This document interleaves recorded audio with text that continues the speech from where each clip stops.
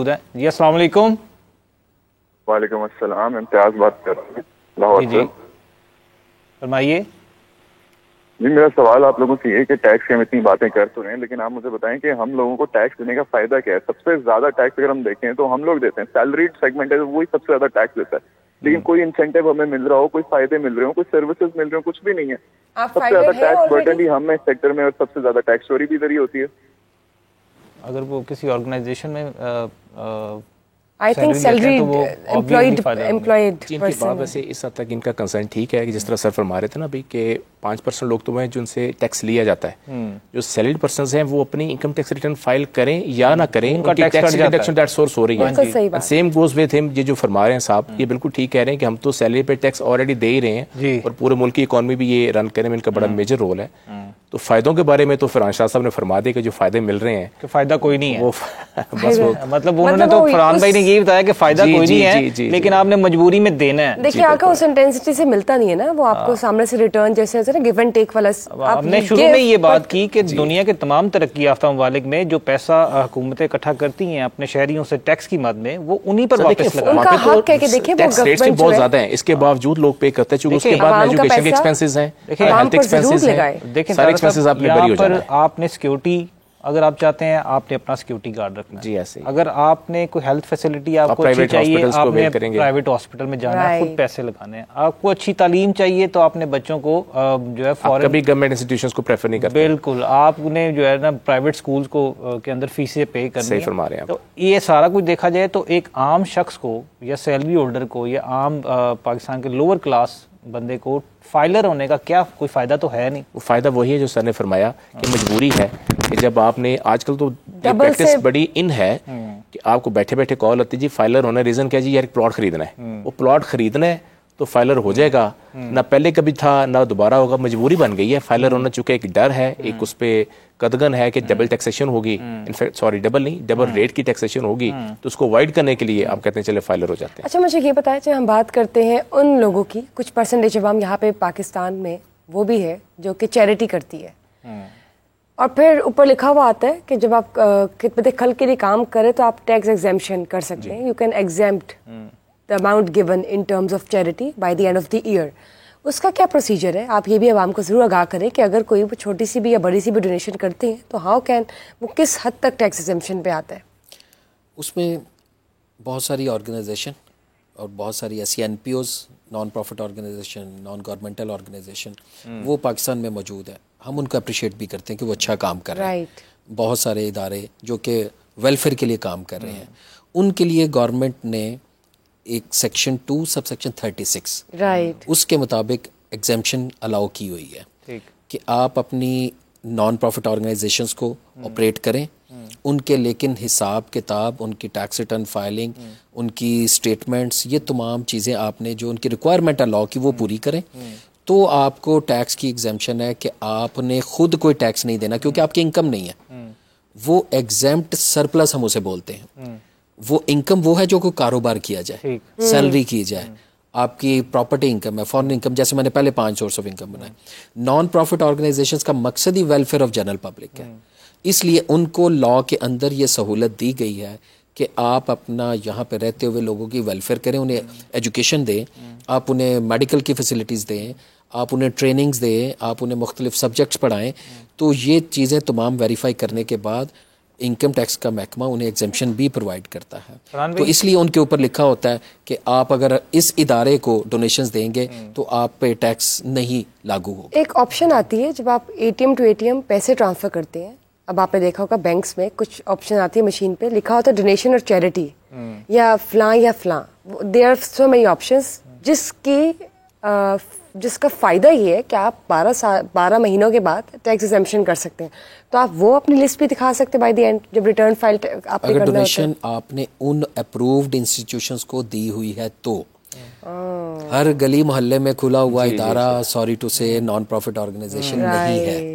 हम अपने तौर पे गरीब, गुरबा, मसाकीन, अदर्स की जो भी मदद कर रहे हैं वो हमारी अपनी वो ज़ात प्राइवेट है, उस पे personal एग्जेम्पशन नहीं है। मिलेगी, उस पे जिन टैक्स रेट इदारों मिलेगा। को स्पेसिफिकली एग्जेम्पशन अलाउड है या जिनका income tax schedule second schedule में क्लॉज 66 में एडिशन है, नाम है, जो signature लिखा हुआ, अदारे हैं। वो सिग्नेचर्स, वो सर्टिफाइड इदारे हैं, Right। उनके लिए स्पेसिफिक वो दी गई है ताकि टैक्स में एग्जेम्पशन आपको दी जा फरहान सकती है। भाई ये भी बताइएगा कि अगर कोई फर्म है, कोई ऑर्गेनाइजेशन है, कोई बिजनेसमैन है, कोई अगर वो कोई टैक्स जब वो अपना फाइल करते हैं और एक्सेसिव टैक्स चला जाता है उनकी तरफ से स्टेट को, तो उसकी वापस जो है वो कलेक्शन कैसे होगी, मुमकिन होती है? और अमूमी तौर पे हमने सुना है कि वो वापस आ ही नहीं पाते, तो इसका क्या तरीक़ाकार है? नहीं, वो वापस डेफिनेटली आते हैं। उसका तरीकाकार मैंने वो शुरू में आपको वही बताया कि जिसकी वजह से 2 चीफ कमिश्नर और असिस्टेंट कमिश्नर सस्पेंड हो चुके हैं। ठीक। तो वो मैंने आपकी प्रोग्राम की वसात से फाइनेंस मिनिस्टर, लॉ मिनिस्टर और चेयरमैन एफबीआर को आज कह के जाना है कि अगले हफ्ते जब हम दोबारा प्रोग्राम में बैठे हों तो बजट से पहले बताना है अवाम को कि आपने उनके खिलाफ क्या एक्शन किया जो अवाम के पैसे में ये तमाम करप्शन कर रहे हैं। आपको रिफंड सर आपका जेन्युइन राइट है। सेक्शन 170 आपका मौजूद है, वहाँ लिखा हुआ है कि आपने रिटर्न फाइल की तो वो आपका रिफंड जनरेट हो गया और 2 माह के अंदर अंदर वो आपने एप्लीकेशन, एक फॉर्मेलिटी है वो सबमिट करनी है, तो 2 माह के अंदर अंदर उन्होंने आपके अकाउंट में ट्रांसफर करना है। अच्छा, ये दुनिया भी- में जैसे होता है, फरहान भाई, लेकिन ये यहाँ भी- पे आज हाँ। तक नहीं हुआ। फरहान भाई ये भी बताइएगा कि एक आम लोअर क्लास बंदे के लिए ऐसे कौन से एक्सपेंडिचर्स उसके हैं जो जब वो एनुअल रिटर्न फाइल करेगा तो उसको वो पैसे उसके टैक्स में से कट जाएंगे या उसको कोई मिलेगी, उसके ऊपर रिलीफ मिलेगा? एक्सपेंसेस इस मकसद के लिए नहीं होते कि आपको टैक्स रिलीफ, आपकी इनकम जरूर उससे कट डाउन होती है।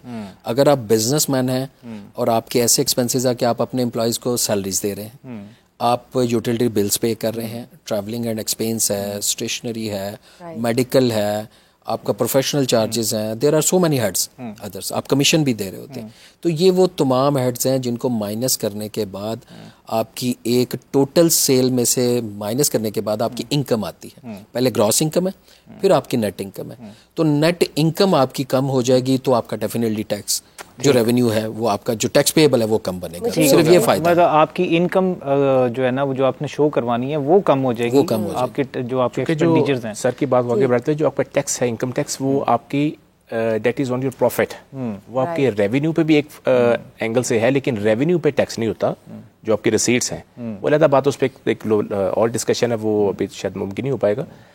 आपने इनकम पे टैक्स पे करना है और इनकम तब निकलती है जब आपके एक्सपेंसेस उसमें से माइनस हो जाते हैं। Right, right। उसके बाद फिर उस पर स्लैब रेट अप्लाई होगा। वैसे ये बताएं, जब हम बात करते हैं कि अब ये ही और she falls under the category कि ये टैक्स पे कर सकता है, तो वो कौन सी आपकी बेसिक एक सर्टेन अमाउंट होती है जो आप कमा रहे होते हैं, इनकम होती है, कितनी इनकम ऐसी है होती है जिसके बात स्टार्ट हो जाता है कि आपका टैक्स लगता है? जैसे 50,000 हो गई, 60,000 हो गई, कि अगर कोई इतना कमाता है तो तुम पे टैक्स लागू है, होता है ना? आई वांट कि आप ये अवेयर जरूर करें। बिल्कुल होती हैं। अगर आप सैलरी पर्सन है तो 50,000 पर मंथ अगर आप अर्न कर रहे हैं, यानी 6 लाख तक आपके पास एग्जाम्पशन है, और 6 लाख से ऊपर अगर आपकी अर्निंग है एनुअल तो दैट इज टैक्सेबल। ठीक। And same is with business. Business में भी पहले ये 4 लाख तक था, अब ये 6 लाख हो गए कि 6 लाख तक आपकी अगर बिजनेस इनकम है एनुअली जी, that is exempt from tax. 6 lakh अगर आप क्रॉस कर जाते हैं तो फिर ये टैक्सेबल इनकम बन जाएगी। ठीक। फरहान भाई ये भी बताइएगा कि क्योंकि रियल एस्टेट पाकिस्तान का एक कैपिटल कारोबार बन चुका है और ये एक ऐसा कारोबार है जिसमें आप चाहे अरबों या खरबों रुपया भी आपके पास हो तो आप इसके अंदर उसको दबा सकते हैं, वो पता ही नहीं चलेगा किधर गया, क्योंकि सोसाइटीज़ और ये वाले मामलात आजकल इतने, और फाइल्स वाला जो असल मामला है जिसके अंदर आप पता ही नहीं चलता पैसे गए कहाँ। तो इसके ऊपर गवर्नमेंट ने कोई इस्लाहात की हैं जिससे कि इनसे रियल एस्टेट के कारोबार करने वाले लोगों से टैक्स कलेक्ट किया जाए उनकी आमदन के मुताबिक? पहला तो मैंने जब से शुरू किया था कि गवर्नमेंट ने लोकल इंडस्ट्री को प्रमोट नहीं किया, तो लोगों ने अपनी लोकल इंडस्ट्रीज चलाना बंद कर दी। उनके पास सोर्सेज नहीं थे, बैंक का प्रॉफिट रेट उस वक्त 12-13% था, उन्होंने रियल एस्टेट की तरफ आए। ये 2007-9 से ऑनवर्ड आप देखेंगे तो आपको फाइल सिस्टम और ऑनवर्ड सारा आपको 2 बड़े बड़े जो ग्रुप्स हैं वो आपको इन सारा कारोबार करते हुए इस मुल्क में नजर आते हैं। रियल एस्टेट बुरा नहीं है, गलत नहीं है, लेकिन उतनी प्रॉपर्टी मौजूद नहीं होती जितनी फाइल्स बेचती जाती है। बिल्कुल। उनका रेगुलराइजेशन निज़ाम मौजूद नहीं है। और ज़्यादातर सरमायादार अपना जो ब्लैक मनी है जो टैक्स से बचा कर उन्होंने बनाया होता है वो सारा पैसा रियल एस्टेट में इन्वेस्ट कर देते हैं। तो वो फिर ऐसी सोसाइटीज क्रिएट की लोगों ने, खुद बनाई, डेवलप की और बेचना शुरू कर दी। दूसरी तरफ उन्होंने ऐसी सोसाइटीज, फार्म हाउसेज और दूर दराज की एग्रीकल्चरल प्रॉपर्टीज खरीदना शुरू कर दी ताकि जिनका रिकॉर्ड सिस्टम में नहीं आता, आज भी नहीं आता।